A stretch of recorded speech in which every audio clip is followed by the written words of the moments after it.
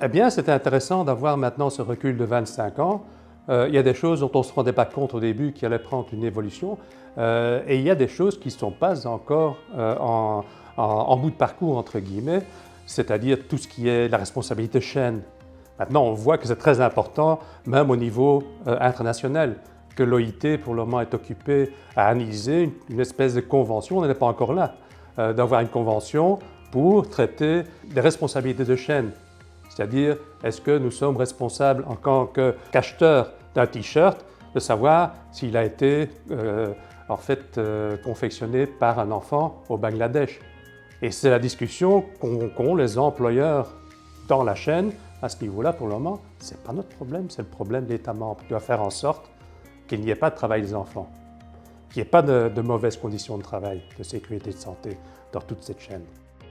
De arbeidswereld is hoe langer hoe meer geëvolueerd de voorbije decennia naar praktijken van outsourcing, onderademing, specialisatie ook, uitzendkrachten. En dat zijn even zoveel elementen die een specifieke uitdaging vormen om al die mensen in die situaties dezelfde mate van bescherming te bieden. Eigenlijk hebben we in ons land al een aantal wettelijke bepalingen die al een zekere garantie bieden dat deze mensen eenzelfde bescherming gaan hebben. Er zijn ook landen in Europa die dat niet hebben. Waar er geen enkele mogelijkheid is om een opdrachtgever bijvoorbeeld aansprakelijk te stellen voor tekortkomingen tegenover opdrachthouders of opdrachtnemers die een arbeidsongeval of een beroepsziekte voor hebben. En dat zijn zaken die zouden moeten verholpen worden op Europees vlak.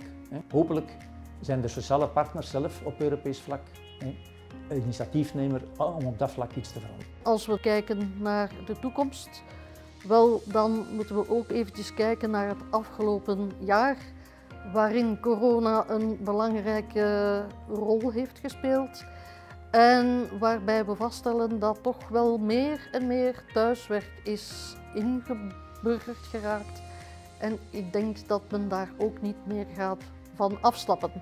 En dan zal het belangrijk zijn om te zien op welke manier je het welzijn van die werknemers op een goede manier kan aanpakken. Het tweede elementje is denk ik dat wanneer je kijkt naar ziektecijfers en naar afwezigheden, dat musculoskeletale aandoeningen een belangrijke bron van ongemakken en ziekten zijn.